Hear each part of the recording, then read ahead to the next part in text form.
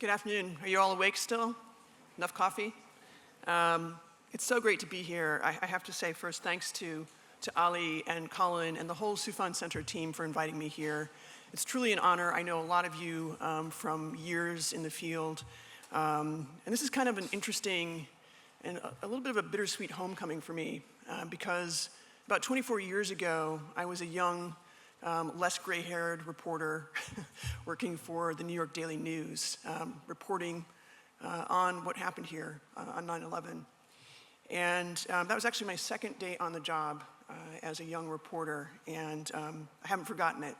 And every time I come here, I'm just filled with emotions and the memory of those days.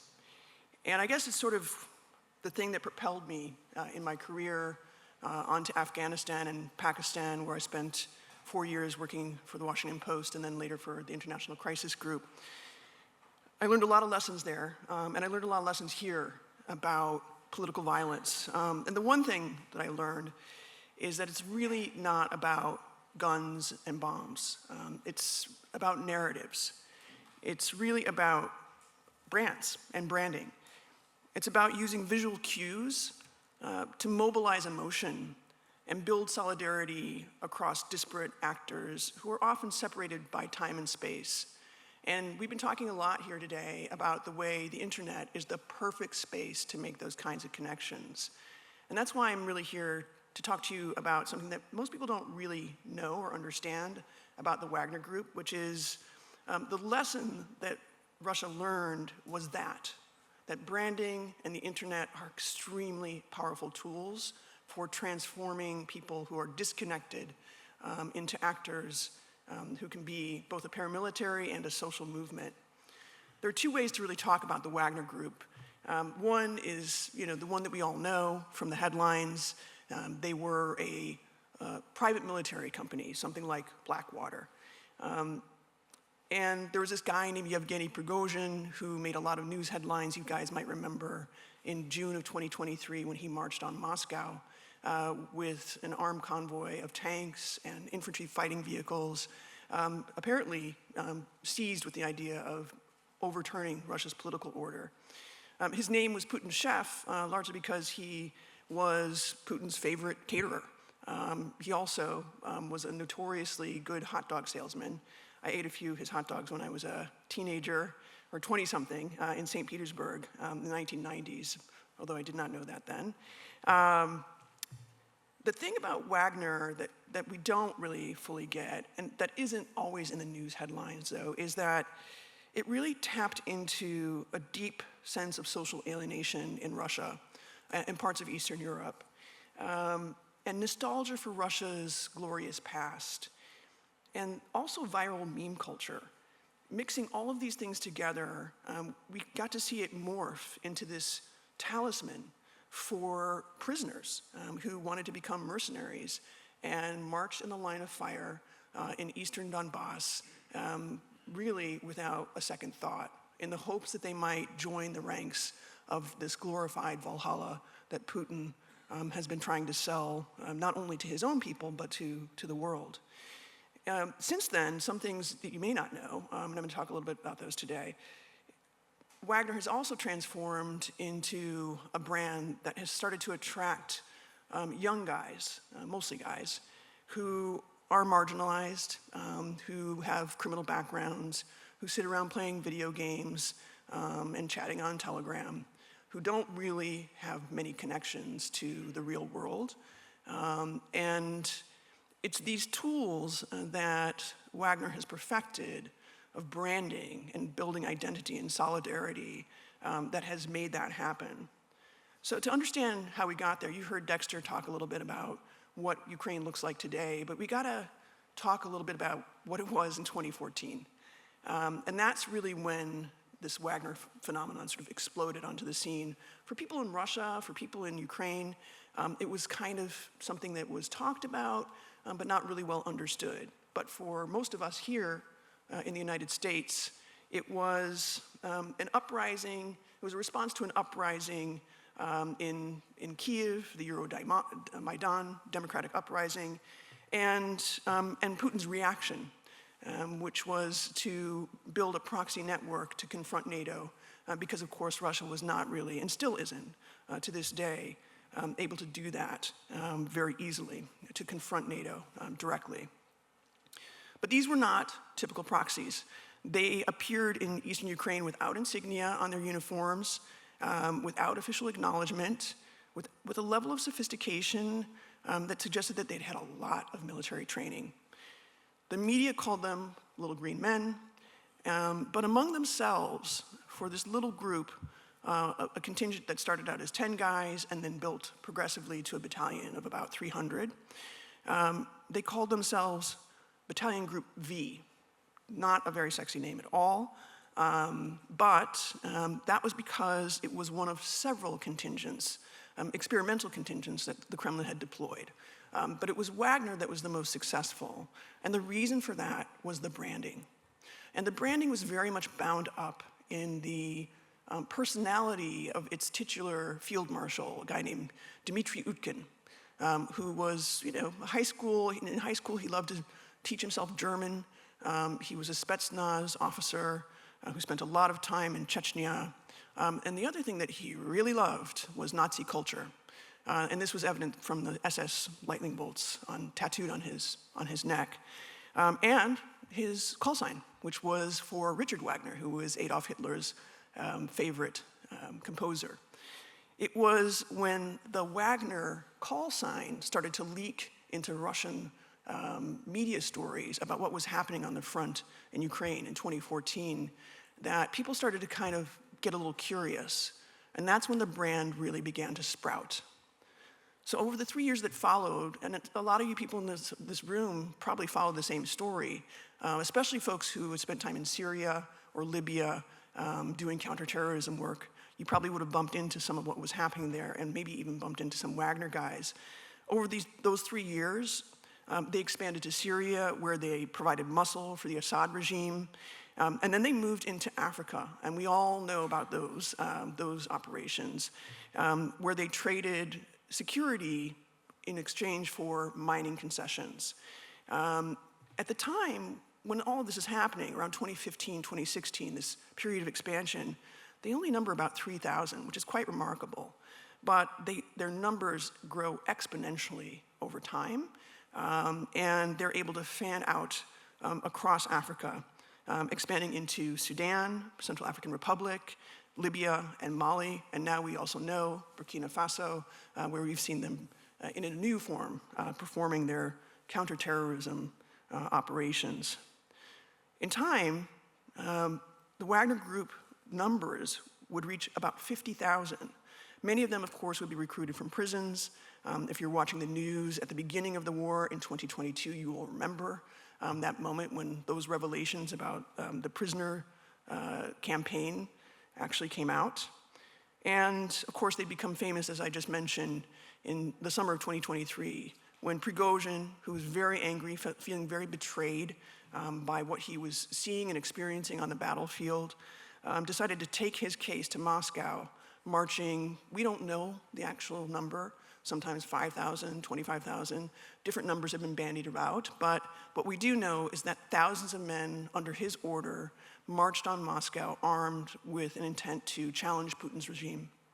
The last time somebody had tried to overthrow a government like that and trample through Moscow was when Adolf Hitler was in power. So a really historic moment, actually. The thing to understand about this is that this is a very unusual movement, and it is a social movement as much as it is a paramilitary, even more than it is a private military company. So how did this happen? How did Russia, a nuclear-armed nation with the second largest army, come to depend on a ragtag group of mercenaries to fight its wars?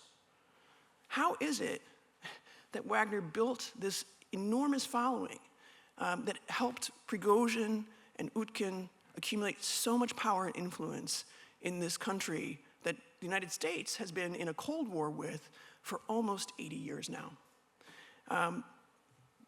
The real big shift, actually, as it turns out, is something that actually really still haunts me today, is a video that came out in 2017.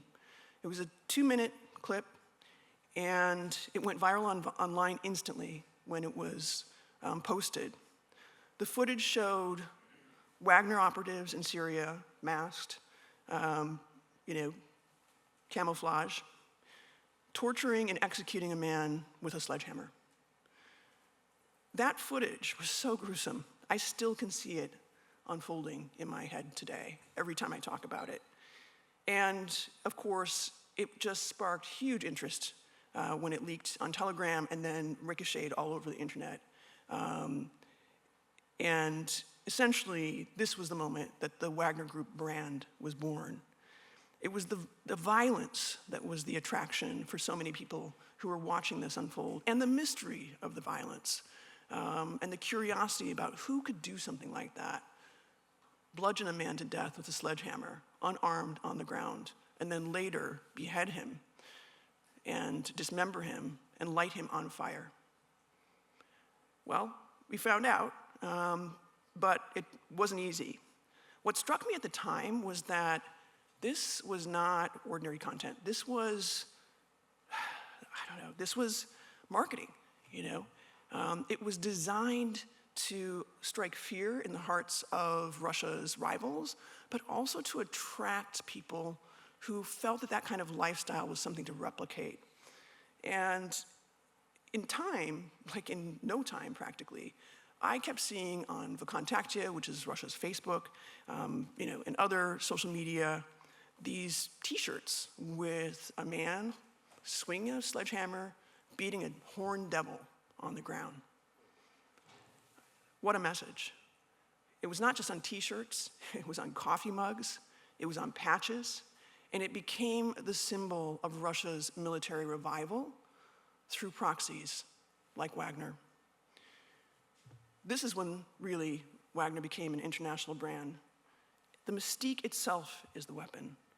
It creates a psychological terror in adversaries while building unbreakable bonds among men who are otherwise cast-offs, disposables, social pariah. You guys know these guys because, you've seen them in ISIS, you've seen them in Al-Qaeda. When we think about Wagner, we kind of make these other comparisons that don't quite fit, but they're much closer to ISIS than I think we really realize.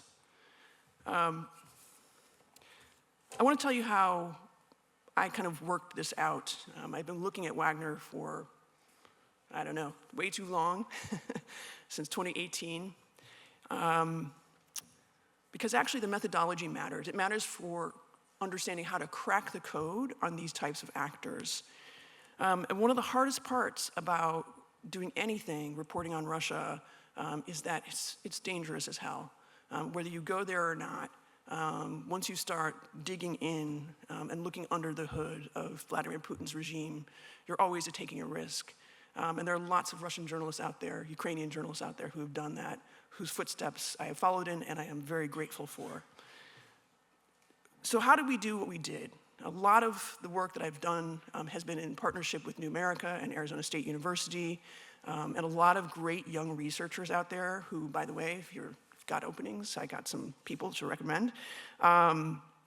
We mostly spent our time looking at online historical research in the original Russian.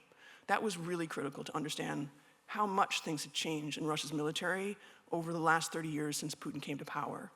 But social media posts and corporate filings, personnel records, and other data that had been hacked and leaked were also really, really critical to a lot of our investigations. We tracked Wagner-branded groups on Vkontakte, which is, of course, Russia's Facebook, and we created a Telegram archive, capturing hundreds of thousands of messages from Wagner-affiliated channels. And we pieced together a database of more than 13,000 Wagner personnel, complete with their aliases, their medals, their service records. We mapped their command and control structure and their communications, how they talk to each other, what their telephone numbers were. And we did this all using open sources. None of this information was classified. And a lot of our work was looking for people, usually defectors, who could tell us a little bit more about whether what we were seeing was real and helping us verify some of the data. And all that, if you're interested, You can sort of check that out in my book, Putin's Sledgehammer. But if you don't have time to read, I really recommend the audiobook. And if you're feeling really geeky, you can get deep into the footnotes.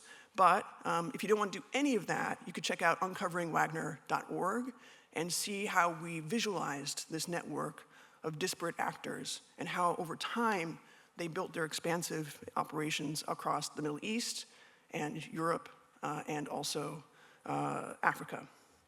And everybody, of course, knows that social media data is not very reliable, right? It's kind of tough to figure out what you're really seeing.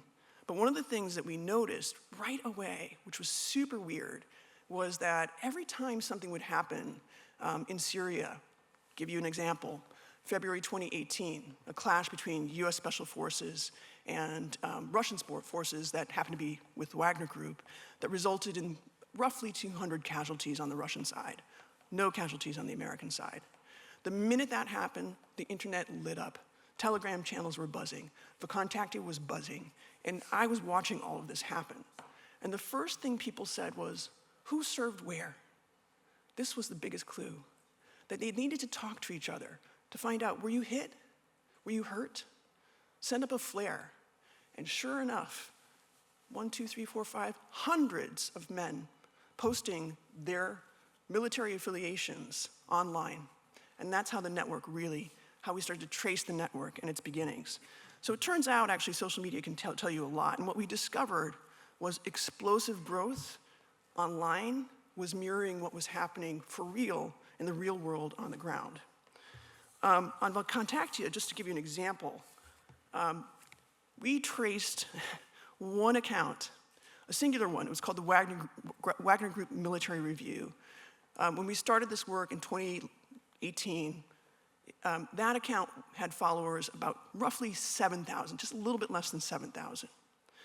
By the end of 2022, that one singular channel on Vkontakte had 355,000 members. That's more than 5,000% growth. You have to pay attention to the growth rates because they're going to tell you about where this movement is going. And thinking about it as a private military company rather than a movement is, we've been talking a lot about this too, a major blind spot, I think, in our sort of analyst community. By the end of 2022, we just saw exponential growth. So much so that when the war started, we saw identical offshoots of the same type of account with members of a band, because the Wagner Group like to call themselves the orchestra, playing instruments, holding guns, looking cool, and there were 29 of these local, going from Moscow to St. Petersburg. Every major city in Russia had one of their own special local accounts. At that time, this is now 2022, we monitored these accounts and they had 1.3 million followers in total. And this is at the outset of the war. Really, the lightning bolt moment really came when we looked at the geotags and then the user locations, which of course are self-reported. So, sometimes you can't trust everything you see. But what we did see was that the Wagner Group's reach went well beyond Russia. In fact, there were thousands and thousands of fans of Wagner Group and its affiliates like Rusich in Germany, in France, and also in the United States. Some of those members in the United States were members of the military. So this told us a lot about the stickiness of this brand and how it might actually become something that could be actually kind of troubling for Putin. This wasn't a mercenary force. This was a social movement with a digital footprint larger than most political parties. That's serious stuff. And it's not a private military company. So the question is, what made Wagner so difficult to understand and counter? The answer is, it had many different dimensions. Most organizations that we've been talking about here today, you can kind of categorize them as terrorist organizations or state proxies like Hezbollah, right? But Wagner is all of these things at the same time. Though Wagner is often billed as a private military contractor, it was more like a paramilitary group, like a paramilitary wing of an organized crime cartel masquerading as a company. The bottom line was that Wagner was really a social movement And it was deeply steeped in ultranationalism and ethnocentrism, and animated by a desire to make Russia great again, and it still is today. As a brand, Wagner developed sophisticated marketing techniques.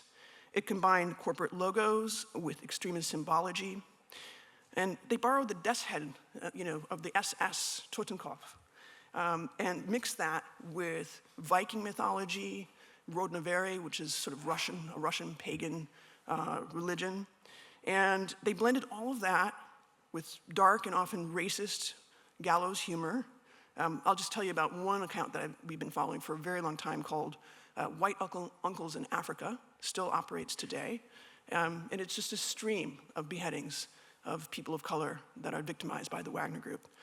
You can check it out yourself anytime. That type of propaganda, that violent propaganda, viral memes, was really what built Wagner's identity and allowed it to sort of operate outside legal constraints and signal that to potential new members. A lot of the power of Wagner's symbology grew organically out of bro culture and a desire to see a revival of the Soviet Empire. But it was also, importantly, juiced by the Kremlin, quite purposely. As a brotherhood, Wagner understood that shared transgression has an allure of secrecy. And that creates a stronger bond than shared ideology. They recruited people to participate in filmed executions, to collect trophy videos, and to become complicit in acts that made backing out psychologically impossible. And that forged this tribal bond. As a criminal organization, Wagner integrated profit motives with paramilitary operations. They extracted resources from mines in Africa, ran protection rackets, and created alternative revenue streams, as Putin would like to say. And that made them partially independent of Moscow, at least in the beginning. Each dimension reinforced the others. The brand attracted recruits seeking brotherhood. The criminal profits funded paramilitary operations. The mystique of elite status spread the brand globally. This is why traditional responses continually failed. You can't disrupt a globally networked criminal organization if you're only targeting its terrorist dimension. You can't counter a social movement if you're only treating it like a private military company. Wagner adapted and compensated across all dimensions simultaneously. The story of Wagner probably could have just ended with that march on Moscow that we all saw unfold on international news in June 2023. It might have even ended when Prigozhin was killed in a fiery plane crash that was obviously revenge, or at least retaliation from Putin. And many analysts kind of thought it was. I've talked to many folks in the special forces, at AfricaCom, who really don't want to hear much about what Wagner's up to other than what's happening in Africa. But the reality is that's not exactly what happened, and Wagner has gone on to morph into many different tentacles. Moscow, very quickly after the rebellion and after Prigozhin's death, absorbed most Wagner personnel into successor units. Some of them you already know, like Africa Corps, others less well known, like the 1st Volunteer Corps, and also Wagner Group Istra. For the most part, the leadership structure has not changed at all. In fact, many of the men who were at the forefront of building Wagner in those early days can now be seen on TV, touting the exploits of Wagner and trying to bring people on board, even though the group is technically disbanded and technically outlawed and doesn't exist anymore. But the valorization of brutality lives on. Importantly, Wagner really didn't disband. It actually has now become a vehicle for a new kind of campaign that I've been witnessing unfold over the last year. Some of you may have heard of these stories, but I find them fascinating. For the last year, I've been tracing Wagner's sort of reverberations beyond Russia and looking at the ways that they've moved from recruiting soldiers for battlefield deployments in Africa and Ukraine and Belarus to targeting very marginalized youth and disaffected men, many of them immigrants, Ukrainians, some Poles. and recruiting them to essentially mount sabotage operations across Europe. I learned this actually while attending a trial in Krakow last year in the fall. There were two Russian guys. I call them Lenny and Squiggy because one was like really kind of tall and the other one was kind of short. They were football hooligans that were connected to a very well-known oligarch who has been really critical to building this kind of Christian Orthodox purity, militarist social movement of which Wagner is a part. Their mission was to take thousands of stickers with the Wagner Group logo, the famous cross, skull and the crosshairs, black and red, very Nazi, and stick them all over Europe. So they went to the Eiffel Tower with Wagner branded stickers, and the stickers had QR codes where you could link to a recruitment site. So it was clearly designed to recruit the next wave of Wagner operatives who would be basically working in Europe.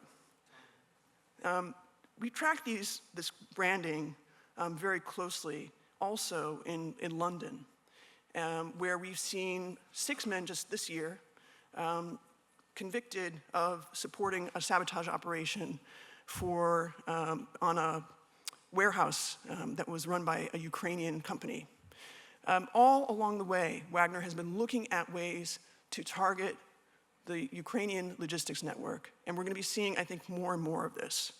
So what does this mean for all of us who are in the business of threat monitoring? I think what it really means is that this is not an ordinary threat, and if we are not careful, we're going to miss how they operate, and they're going to replicate. There are other states that are looking at Wagner and thinking about how they can model something new just like that. And the next Wagner is likely to be much more deadly. The last 2-3 things I want to say are, if you're not paying attention to Steam and Discord, you're missing a really big piece of the picture, because that's where a lot of this recruitment is happening. And just like Telegram and Vkontakte, these are spaces that don't have much in the way of content moderation, something that I think the tech industry really needs to be thinking about much more carefully. What we've learned is symbology matters. And when you see a Wagner logo next to a Nazi symbol, if you see that on Steam, what you should know is that's a recruitment operation going on, and you should really look out for those signs. 24 years ago, we probably ignored a lot more signs than we should have. And that blind spot taught us a very, very painful lesson. And I think we're all here today largely because we're trying to cure those blind spots. Our job is to share intelligence and, to the best of our ability, keep it out of the classified realm. Work in the open, because there are a lot of us out here who are concerned about these threats, and if we don't work together, there's going to be more people who are going to get hurt. Thank you.